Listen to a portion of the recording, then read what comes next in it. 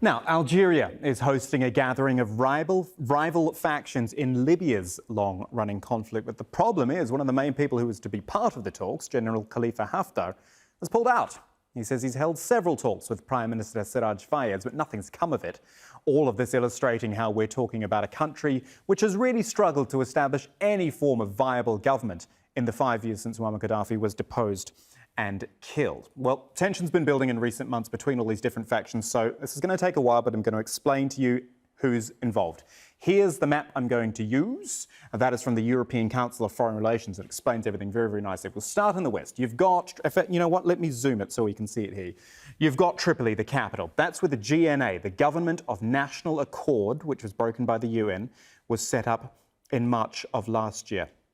Because prior to that, you had two rival governments. You had the one in Tripoli and you had one way over in Tobruk, which we'll see in a moment. We are talking heavily armed factions here, and most of the fighters from the GNA come from Misrata, which is a little bit further to the east. Let's keep moving the map.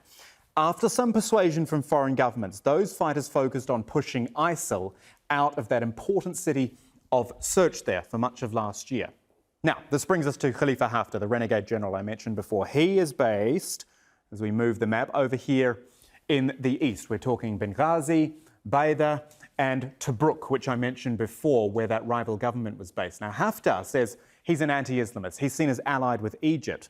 And he took advantage in August and September of all that ISIL distraction over in Sirte, and he seized the oil refineries in this whole area, which is known as the Oil Crescent. He snatched around 60% of Libya's oil in a matter of weeks. And if I zoom out a bit and you see all these red lines here, those are the main oil pipelines. So if he gets control of all of that, effectively starves the other government of cash, and did so with support of the tribes in this eastern region, and all in the name of a rival government based in the eastern city of Baida in the north. Stay with me because we're going to widen out even further. That was the internal story, but we want to talk about the foreign actors in play in these Algeria talks. The host itself on Libya's western border has long been interested in Libya's affairs. It's been trying to iron out differences between the factions since 2014. On the other side, Egypt, re-establishing its presence in North Africa under President Sisi. He's openly backed General Haftar and his allies. And Haftar himself actually admits he worked closely with Egypt on intelligence sharing at least. United Arab Emirates as well, which has publicly backed Haftar. There are reports it, alongside Egypt, was directly intervening in the fighting in Libya. And not from the region, but without question, a player is Russia. Long-standing connections with Haftar's allies, at one time even printing banknotes for a breakaway branch of Libya's central bank. Haftar visited Moscow twice last year looking for support, he said, to deal with rival fighters. Just what support means, well, if it's weapons, it would mean a breach of a UN arms embargo, which has been in place for the last 5 years.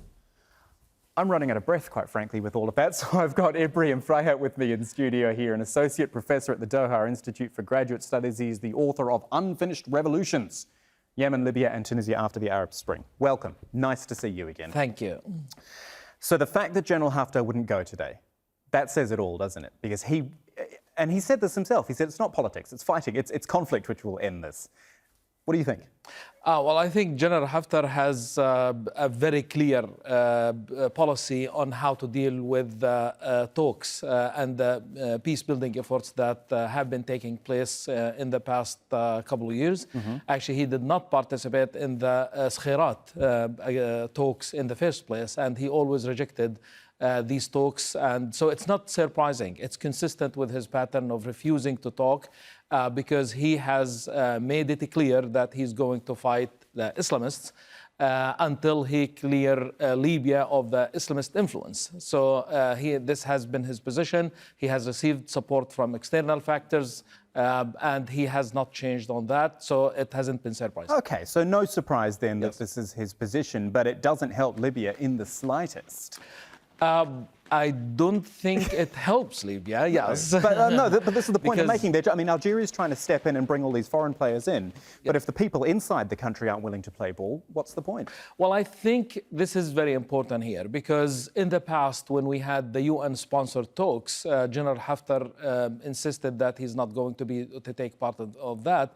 And that was some sort of an argument that this is not an external player, outside the region. But now you have Algeria, It's part of the, they have a lot of the geopolitics that are involved at stake, and that's important of what's happening in Libya. And actually, the refusal to cooperate with the national unity government that was formed after the Skhirat agreement, we ended up with 3 governments. So this government, the national unity government, was supposed to replace the 2 governments. Right. But instead of replacing them, we ended up with 3 governments.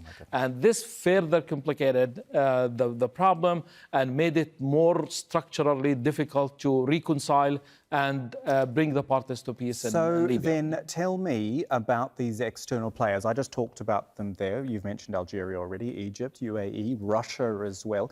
Do you think, almost in the way that it's happened in Syria, that they can make a difference here? Well, it depends on what you mean by making a difference and to what stability extent. and ending war. How about that? And while in terms of increasing the instability and exacerbating the security crisis, the answer is yes. I think the more involvement we see from external factors, we're going to see the security problem further deteriorating and making it more difficult for peace building and reconciliation and successful post-conflict reconstruction efforts and state building in Libya. Because the more players we have, the more difficult it has become. And bringing Russia also to the mix that has already a number of external factors are playing a part there, it's going to make it even more difficult. And here, actually, we have to keep in mind that there is a tendency that this is becoming more of the trend. Now, as a result of the American withdrawal from the region, or the limited involvement instead of the withdrawal, if you like, from limited involvement in the region, the trend has become, whenever you have a problem, go to Russia. Right, so this has, and of course, they're drawing on the lessons of Syria, that Russia intervenes heavily and makes a difference on the military aspect. But be careful, this is not going to solve the problem, because even in Syria, and Russia knows this very well, after the victory that Russia made in Aleppo, actually, they called for peace talks. So they did not pursue the fighting in order to further eliminate the other party and achieve a zero-sum conflict. So I think here people are, and Haftar and people are refusing to cooperate, are drawing the wrong lessons. Right. Because in the Russian involvement is not going to solve it, and the lessons of Aleppo are out there. Ibrahim Fraihat, pleasure having you here as always. Thank you. Thank you very much for having me.